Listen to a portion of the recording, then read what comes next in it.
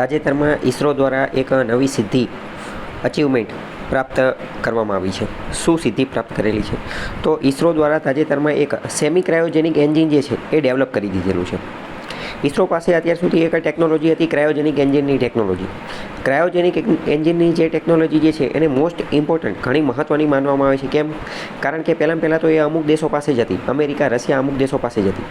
જ્યારે ભારતે આ ટેકનોલોજી અમેરિકા અને રશિયા પાસે માંગી તો એમને આપણને આ ટેકનોલોજી આપવાની ના પાડી દીધી. પછી ભારતે આ ટેકનોલોજી જાતે ડેવલપ કરવી પડી. એમાં ઘણો બધો સમય લાગી ગયો. પરંતુ ફાઇનલી આપણે એક ક્રાયોજેનિક ટેકનોલોજી પ્રાપ્ત કરી લીધી અને અત્યારે તો ઇસરોએ ફરીથી એક નવો ઝંડો ગાડી દીધો છે કે હવે આપણે સેમી ક્રાયોજેનિક એન્જિન બનાવી અને નવી ટેકનોલોજી અચીવ કરી લીધી છે. આનો ઉપયોગ ક્યાં થાય, શું, કઈ રીતે એ જોઈએ.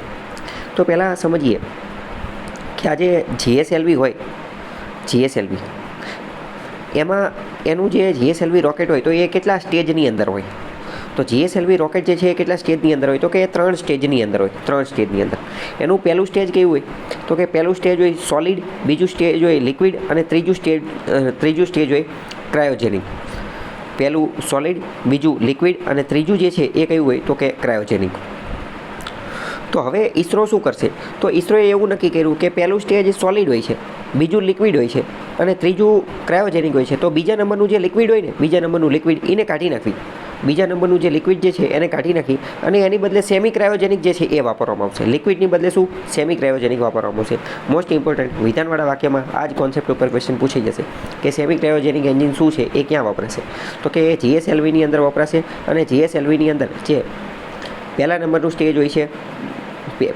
સ્ટેજ હોય છે સોલિડ અને બીજા નંબરનું સ્ટેજ હોય છે લિક્વિડ. આ લિક્વિડ સ્ટેજ જે છે એને કાઢી અને એની બદલે સેમી ક્રાયોજેનિક જે છે એ વાપરવામાં આવશે. બીજો પ્રશ્ન થાય કે પીએસએલવીની અંદર કેટલા સ્ટેજ હોય? તો કે પીએસએલવીની અંદર 4 સ્ટેજ હોય. પહેલું હોય સોલિડ, બીજા નંબરનું હોય લિક્વિડ, ત્રીજા નંબરનું હોય પાછું સોલિડ અને ચોથા નંબરનું હોય પાછું લિક્વિડ. ઘણા બધા વિદ્યાર્થીઓને એવો પ્રશ્ન હોય કે આ યાદ કેમ રાખવું? તો યાદ રાખવાનું એકદમ સહેલું છે. પીએસએલવી અને જીએસએલવી શબ્દની અંદર જ એ છુપાયેલું છે કે શું હોય. જો બરોબર વચ્ચે જુઓ તો તમને ખ્યાલ આવે કે સોલિડ અને લિક્વિડ, સોલિડ અને લિક્વિડ. પીએસએલવીની અંદર શું હોય? તો કે પીએસએલવીની અંદર 4 સ્ટેજ હોય સોલિડ, લિક્વિડ, સોલિડ, લિક્વિડ. જીએસએલવીની અંદર વાત કરીએ, જીએસએલવીની અંદર તો પહેલું હોય સોલિડ, બીજું હોય લિક્વિડ, પહેલું સોલિડ, બીજું લિક્વિડ અને ત્રીજું તો જીએસએલવી ભારે રોકેટ છે એટલે ત્રીજું કયું હોય? તો કે ક્રાયોજેનિક. પરંતુ હવે આ લિક્વિડ જે છે લિક્વિડ એ કાઢી અને એની બદલે સેમી ક્રાયોજેનિક વાપરવામાં. આ ક્રાયોજેનિકનો મતલબ શું થાય? ક્રાયોજેનિકની અંદર શું આવે? ક્રાયોજેનિક એન્જિનની અંદર આવે શું? તો એ પણ આપણે સમજી લઈએ. તો પહેલાં તમને ખબર હોવી જોઈએ કે ક્રાયોજેનિક શબ્દનો મતલબ શું થાય? તો કે ક્રાયોજેનિક શબ્દનો રૂટ, એનો ઇતિહાસ તપાસો. ક્રાયોજેનિક શબ્દનો મતલબ જાણો તો ખબર પડે કે ક્રાયોજેનિક શબ્દનો મતલબ થાય અત્યંત ઠંડુ, ખૂબ જ ઠંડુ. ક્રાયોજેનિકનો મતલબ શું થાય? ખૂબ જ ઠંડુ. ક્રાયોજેનિકનો મતલબ થાય ખૂબ જ ઠંડુ. હવે તમે વિચારીને કહો કે ક્રાયોજેનિકનો મતલબ ખૂબ જ ઠંડુ હોય તો એનું તાપમાન કેવું હશે? ઊંચું હશે કે નીચું હશે? તો કે એનું તાપમાન જે છે એ એકદમ નીચું હશે. 0 ડિગ્રી કરતાં પણ નીચું હશે. એનું તાપમાન કેવું હશે? એકદમ નીચું હશે.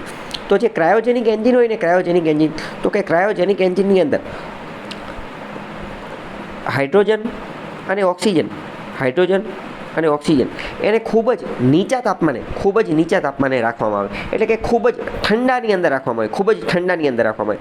ક્રાયોજેનિક એન્જિનની અંદર શું હોય? તો કે હાઇડ્રોજન અને ઓક્સિજનને ખૂબ જ નીચા તાપમાને, ખૂબ જ ઠંડકની અંદર જે છે એ રાખવામાં આવે છે. તો પ્રશ્ન થાય કે હવે આ સેમી ક્રાયોજેનિક એન્જિનની અંદર શું હશે? તો સેમી ક્રાયોજેનિક એન્જિનની વાત કરીએ તો કે સેમી ક્રાયોજેનિક એન્જિન જે છે ને, સેમી ક્રાયોજેનિક એન્જિન એની અંદર લિક્વિડ, ઓક્સિજન અને કેરોસીન એને રાખવામાં આવશે. ઓક્સિજન અને કેરોસીન. હવે એવું લાગે કે ભાઈ આ કેરોસીન આપણે રેશન કાર્ડની દુકાનમાં મળે તો કે નહીં, ન હોય. અહીંયા શુદ્ધ કેરોસીન વાપરવામાં આવતું હોય. તો કે લિક્વિડ, ઓક્સિજન અને કેરોસીન એનો આમાં ઉપયોગ કરવામાં આવશે. તો આ વસ્તુ પણ વિધાનવાળા વાક્યમાં પૂછાઈ જશે કે સેમી ક્રાયોજેનિક એન્જિનની અંદર શું વપરાશે? તો કે ઓક્સિજન અને કેરોસીન. ઓલામાં શું હતું ક્રાયોજેનિકની અંદર? તો ક્રાયોજેનિકની અંદર H2 એટલે કે હાઇડ્રોજન અને O2 એટલે કે ઓક્સિજન હતો. જ્યારે સેમી ક્રાયોજેનિકની અંદર ઓક્સિજન તો છે પરંતુ હાઇડ્રોજનની બદલે શું છે?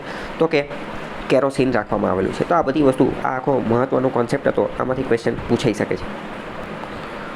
ઇસરો દ્વારા આ જ વિષય ઉપર જે છે એ ટ્વીટ પણ કરવામાં આવેલી હતી. તો ટ્વિટરમાં ત્યાં જો આ બધું મૂકેલું હતું, બરાબર. તો આમાંથી મોસ્ટ ઇમ્પોર્ટન્ટ ક્વેશ્ચન જે છે પૂછવાની શક્યતા સૌથી વધુ છે.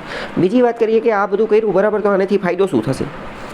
તો એનો ફાયદો પણ થોડો જોઈ લઈએ. તો આનેથી ફાયદો એ થશે કે આની કેપેસિટી જે છે ને, વહન કેપેસિટી એ વધી જશે.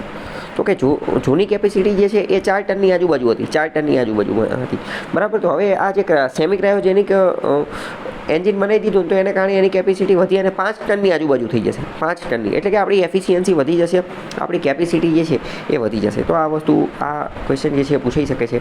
ખાસ કરીને પ્રિલિમ્સમાં તે અત્યંત મહત્ત્વનો ટોપિક છે. પ્રશ્ન શું પૂછાઈ શકે, થોડા ક્વેશ્ચન હું તમને કહું, બરાબર. તો ક્વેશ્ચન પહેલાં તો એ પૂછાઈ શકે કે ભાઈ આ સેમી ક્રાયોજેનિક જે છે એ શું છે. ક્રાયોજેનિક શબ્દનો મતલબ શું? ક્રાયોજેનિક એન્જિન કેવી રીતે બનાવવામાં આવેલું છે? તો કે ખૂબ જ નીચા તાપમાને લિક્વિડ હાઇડ્રોજન અને લિક્વિડ ઓક્સિજન હોય.